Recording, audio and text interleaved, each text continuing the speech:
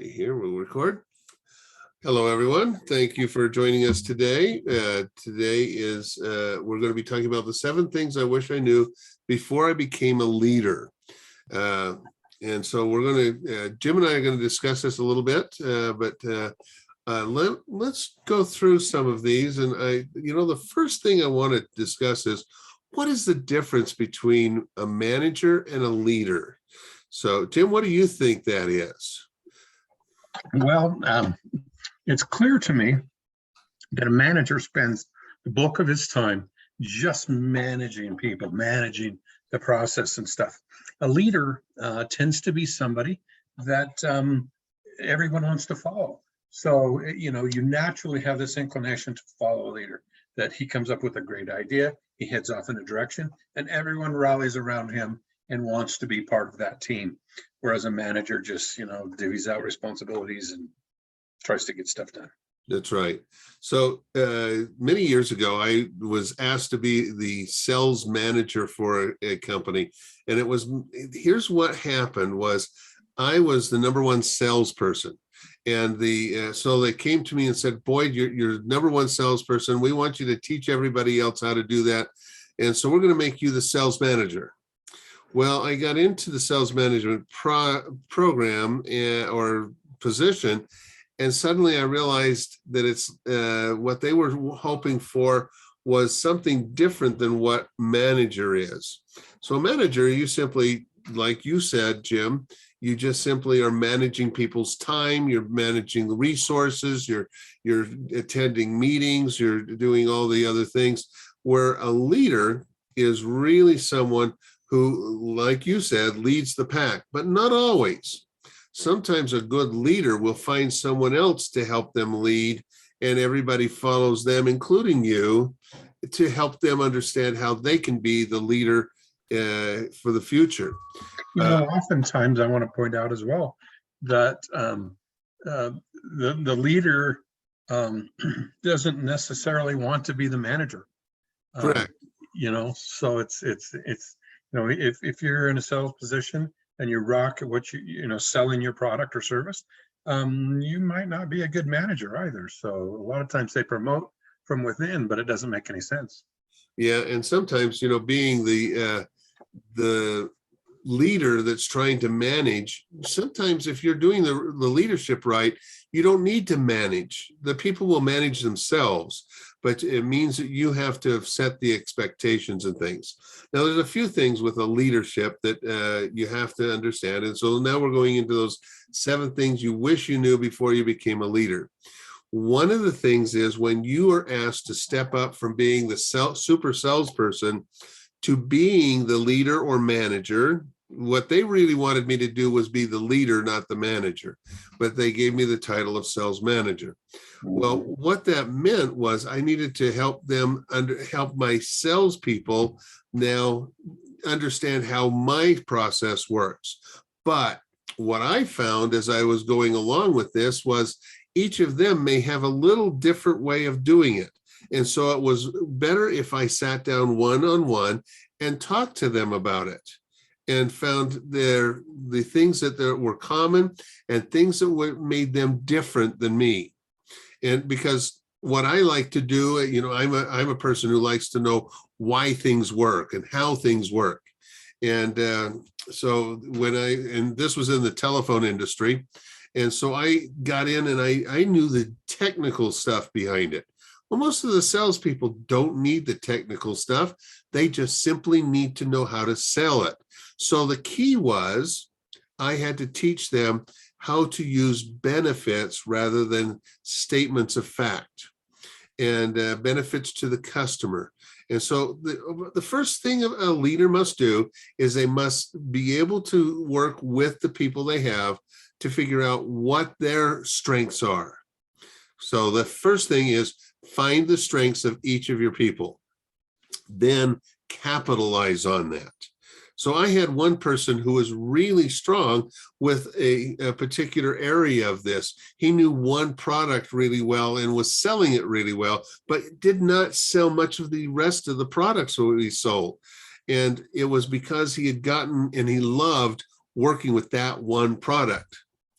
Well, I said to myself, why do I need to have him sell everything else? Why don't I have him be the specialist on it? So when one of the other salespeople who doesn't like that product gets somebody who really needs it, and everybody had to know what they needed, what they didn't, they'd call that person in to help. And it really worked well. Now, one of the other things, when you're called in to be a manager or a leader and you're the super salesperson, they almost expect you to add to your time that you're going to be spending. And they don't mean to, but they think you're going to be able to transfer that off to everybody very quickly, and it doesn't happen. So the second thing is, you can't be both the super salesperson and the super leader until after you've taught them all to do what you've done, or to get them so that you know what their strengths are. So knowing their strengths is really a strong thing, because we had one person, he just loved working with certain things. Like he was, this was back in the late 1980s, early 1990s, and modems were just starting to happen, and we were starting to use fiber optic lines. Now, you don't need to know what those are, but the key was, one of my people loved all of that stuff. He knew that that was the future. Now, I did too, but he was really good at figuring out how to get information in and out of a fiber optic line like we do today. But they hadn't figured that out at the time. And so he was really good with that. But he was terrible at doing the things with we worked with a lot of the companies like Mountain Bell, which is, US West or whatever they called themselves as they moved on. He couldn't work with them because he didn't know how to talk to them on their level. So a leader leads them into understanding how they can either expand what they're doing or bring others in to do the things they don't know how to do. A good supervisor is going to recognize that expertise as well. Yes. And ultimately not expect somebody to reach beyond their capabilities. If you're in love with machines and fiber optic cables, you might be a really terrible interpersonal skills kind of guy. And so, let somebody that has that niche actually grow inside that niche and expand inside of that, and what they're comfortable with and what they love to do, and not force him to be an interpersonal communications guy. Right. That's a good way of putting it. So now, one of the other things, though, the next thing is, you need to, as you're leading, you need to help others come and be part of the leadership as well. And I'll give you some examples of that. Steve Jobs was one of those. Adobe has that type of mentality that they use right now. But what happened was, Steve Jobs would come into a thing and he'd say, okay, I'm thinking of all of this. What do you guys think we can do? And he would throw it out there to get their ideas. And he truly listened to those ideas. And then when he found that one person had a really great idea, he'd get some of the people to rally around him and give him the leadership role to go with that. And then he'd find another one that maybe they were going in a little different direction or had some other ideas, and he'd get people to rally around that, and they would be leaders. Now, Steve was still the main leader, but he had others that were working as leadership under him, and it worked out really well. You see what has happened to Apple today. Adobe was much the same. In fact, we've had one of the gentlemen who used to work at Adobe on, and he was telling us about this, that the owner would come in and say, I think this is going to be one of the big things that we need to do as our responsibility. And so Adobe was coming up with several products. And this one was, PDF files. And so Acrobat was the product it was going to be. But what he did was, he probably could have come up with it himself, but he put it out there and he says, here's the problems we want to solve. I want you to go and work in teams, find the right things that will work for you. A good leader will encourage the expansion of the knowledge base of each of their people and get them all to work together, not working against each other. Now, after a few months, they all got back together and they were presenting to him, and they had come up with some ideas. And while they're coming up with these ideas and presenting them to him, suddenly one of the guys says, wait a minute, that solves my problem, that what they're doing. And this solves this other problem and we couldn't figure out how to. And so it became a culmination of 3 different groups that put together what we now have as Acrobat. It took them a year before they actually had all the concepts together, but then in another 3 months, they released their first product of Acrobat. And today Acrobat is still being used. It's been modified. It's changed over the years. But that's the key, is a good leader will allow others to work on it and lead themselves. You know what? I just want to throw this out a little tiny bit and put some perspective on that. I mean, we've been using PDFs for in excess of 20 years now. Yep. And it's still kind of the hallmark of the industry. Yeah, and so this, I think, was 1996 that the Acrobat was released. So that's about 25 years ago. Yeah. And so think about that, and it's very forward thinking at the time. Now, what it was they were trying to solve problems that people were having. And the problems they were trying to solve, as it was laid out by the owner of the company, was we need to be able to make it so that we can talk to all computers, and those computers can then talk to all printers in a way that it will print the same thing on all of them. And that's where, they started working on it. Now, of course, they were trying to work it for the newspaper industry, and magazines and others like that. But it has become a standard that we use day in and day out. Okay. So leadership isn't always about you leading, but it's about encouraging others to lead in their areas and then getting collaboration going. Okay. So that's number 3. So number 4 is about, for leadership, it's all about helping people understand your vision. Do you know where you're going? If you don't, they won't either. They may follow you blindly, but you may be leading them off the cliff. So what is very important, in fact, I just taught a class about vision boards a few weeks ago. And with vision boards, I hope most of you know what a vision board is. I know some of you probably do. A vision board, you're showing what you're hoping your future looks like. That's an individual vision board. But now take that same thing and apply it to a business, and come up with and allow everyone to put in to what your vision of the future is. Now, here's one of the things that we have found, and I saw a report about this, and it was actually one of the reasons I wanted to do this, was there was a report saying that if a group of people in a business get together and create the vision for the business, they're less likely to leave when they have had the help in making that decision. And so that's the key. I used to run the community newspapers, and we would do this. We would get together every 6 months, and we would reevaluate our vision of where we were going. Now, it was interesting, when we first started doing it, we came up with some goals and some things, and everybody understood where the goals were. Funny enough, we were looking at a 10-year goal that we met in 2 years. So because everybody was all on the same page and going toward the same goal, we exceeded how fast we could get that done. So what did we do? We came up with stronger goals and goals that we would stretch with. And everybody pulled together.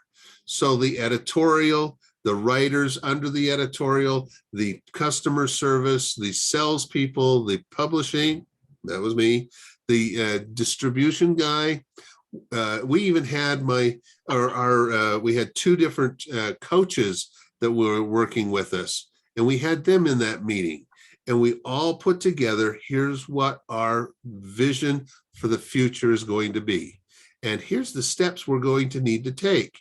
And we divvied it out, and everybody was on board. We didn't have anybody who wanted to leave when when things got a little tough in 2008. Nobody wanted to leave because they were still attached to that vision. And so it worked out really well for us. So helping others understand your vision and helping them to create your vision too is another thing that you should be doing as a leader. Leadership is not all about you just knowing everything. It's all about getting everyone to work together. Jim, you got anything to say on those? I'm thinking a great deal about teamwork and pulling everybody together.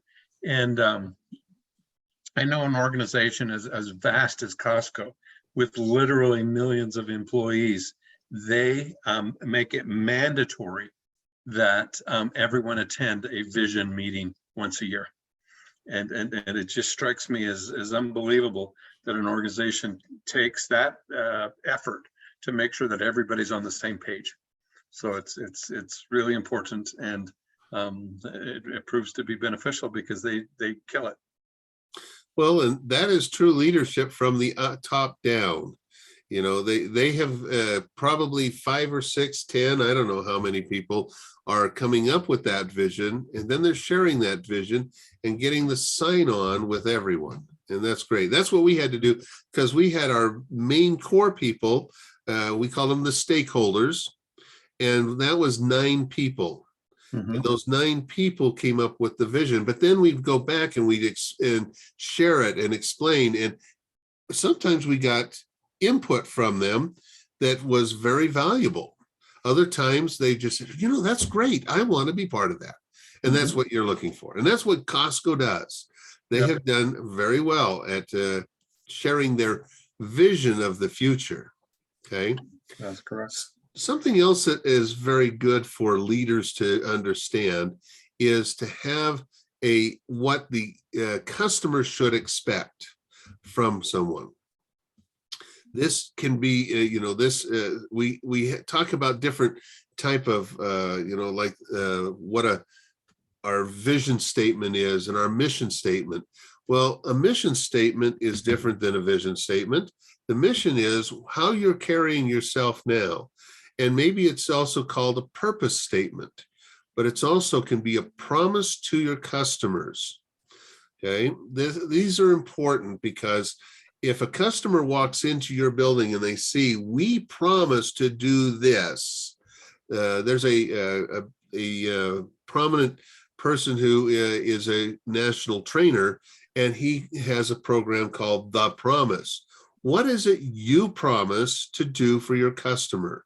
And it is all about your customer service and taking care of that customer.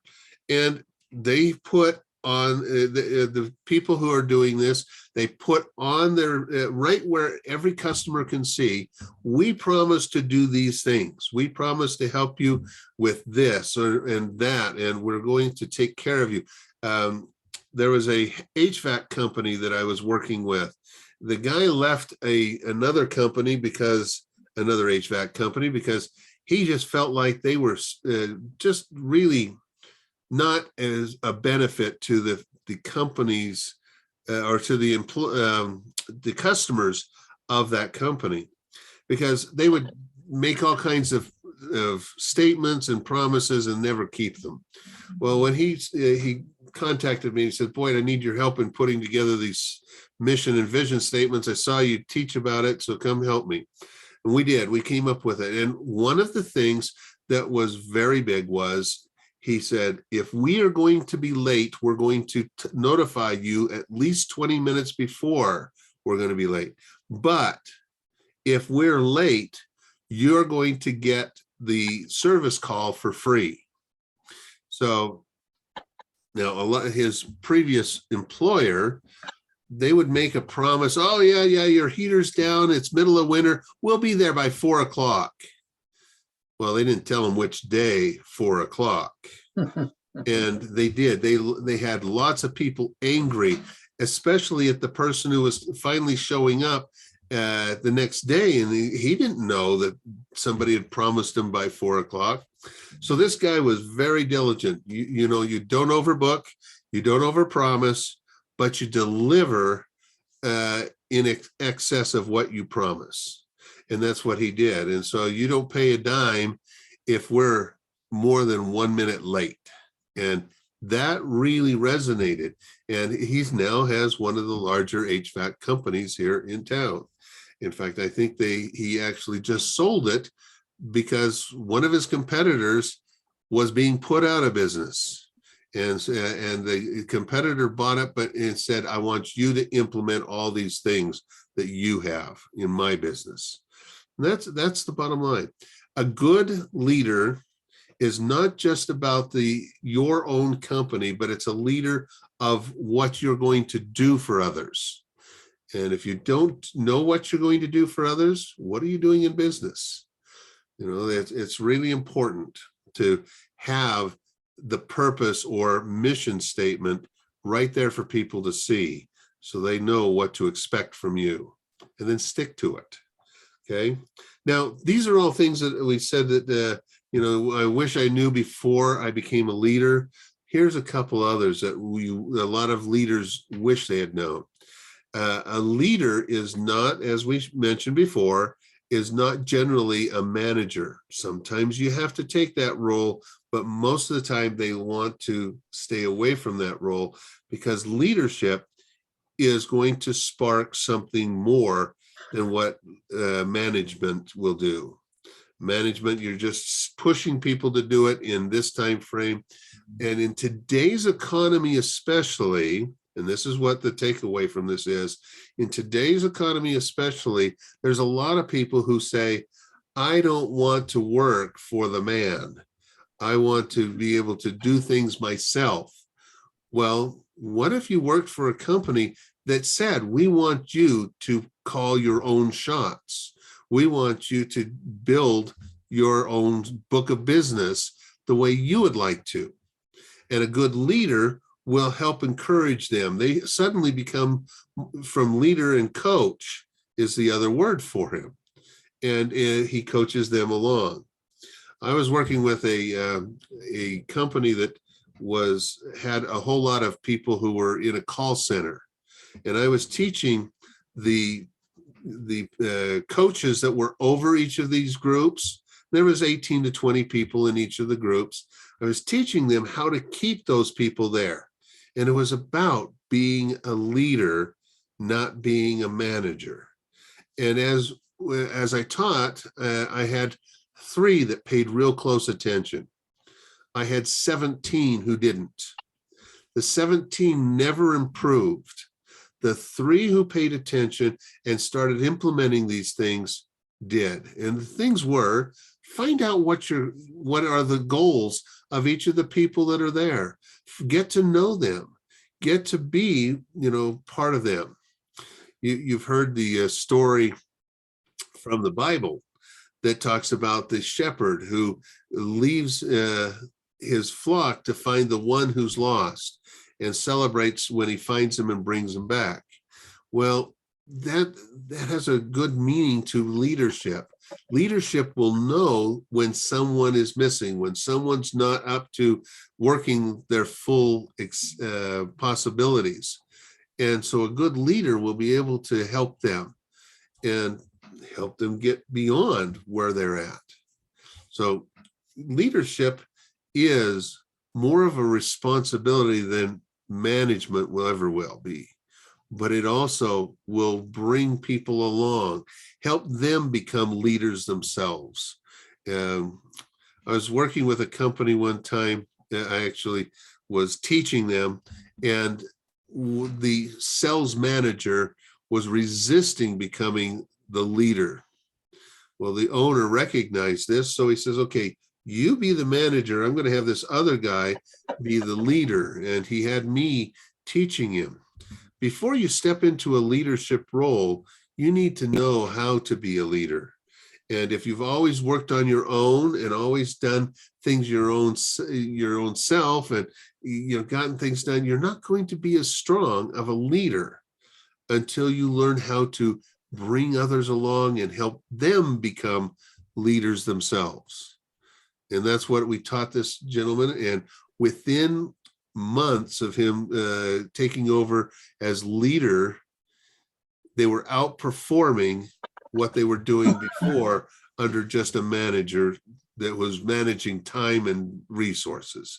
And they ended up letting go that guy because he couldn't understand how to be a leader. He only knew how to manage people. And he was actually a pretty abusive manager. And, you got to do it my way. You got to do it this way. And that isn't leadership. So what else do you have, Jim? I kind of want to point out that you need to encourage people to reach outside themselves and to do it their own way. And you were kind of going down that path, and I was hoping you would get there. But it's like encourage them to expound upon their capabilities, their possibilities, and try new things, try a different way to accomplish the same thing. You'll find all kinds of innovation and new ways of doing things if you let people kind of explore themselves and reach a little bit further than you would have. Because I think I'm a pretty smart cookie, right? But there's people that think of things that or accomplish things in an entire different way than I would have done it. And when you let them do that, it surprises me what they come up with and how they come up with it, and the efficiencies that they come up with. So please allow people to explore their own possibilities. It's kind of fun. And that is a good leadership skill. As we started talking about Steve Jobs, and you're right, I didn't finish that whole down to that level. But yes, it is important to let people explore, let them go beyond what they have, and they will excel. Mm-hmm. Okay. I'm trying to find my seventh thing that I had that I was going. We've covered 6 of the 7. And the seventh thing was keep track of your notes. Thanks. Okay. So for those of you who don't understand that, I had this all outlined and everything, and I can't find my notes now, and so I'm going from memory on teaching this, but very scary. I can't remember what the 7th one was, and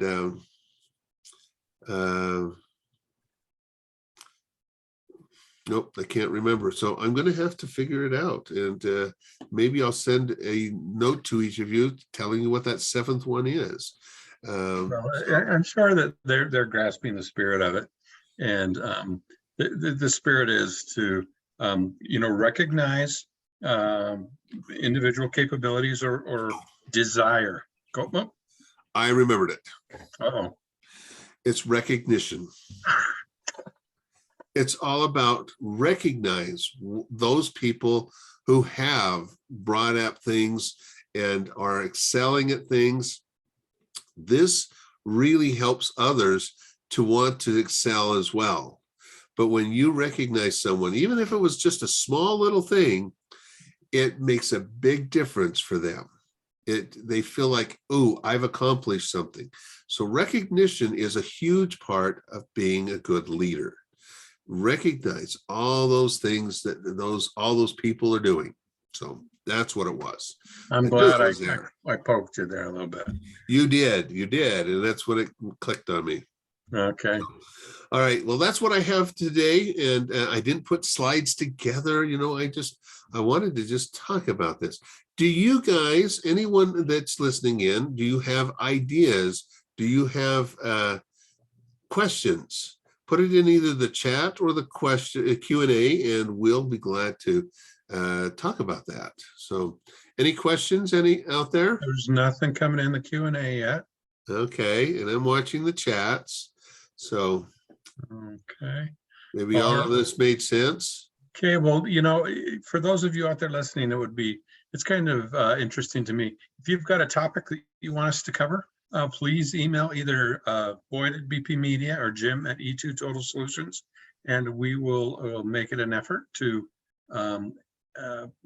create a class or a topic on anything that you guys want to talk about. Okay, now coming up, we have next week, it's going to be 8 keyword pitfalls and how to avoid them.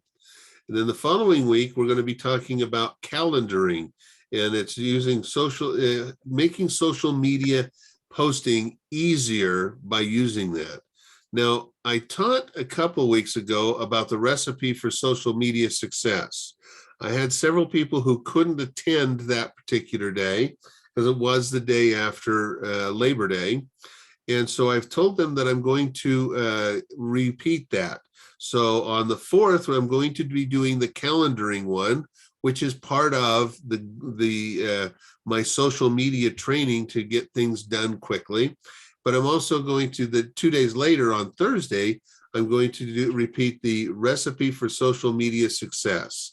And so if you missed that one back then, you can come to it coming up on the 6th of October. And just after that, the Monday after, I'm going to start this year's social media challenge. And I'll give you more details about that coming up on when I do these 2 classes. And it'll be what it is and has been is I send you an email every day, Monday through Saturday, and ask you to make some type of a post. And I'll explain it and usually give you an example of one. Now, the ones that I send to you are all static posts, but I'm going to be talking a bit more about some video posts as well as we go through this. So watch for that. And that'll be starting on, I think it's the 10th of October, and it'll run for 6 weeks because the social media challenge goes through all of the recipe for social media ingredients that we use. And there's 36 of them. So you can see all the different types of posts that you can use. Now, you don't have to use them all, but it allows you to understand what they are and which ones are going to be best for your business. So that's coming up. I hope to hear from you and see you soon. I'm Boyd Peterson, and this is my partner, Jim Carroll. And so thank you. We'll talk soon. Oh, we've got a question. Oh, just a comment. Good stuff. You guys are awesome. Thank you very much, Jennifer. So, okay. Thank you.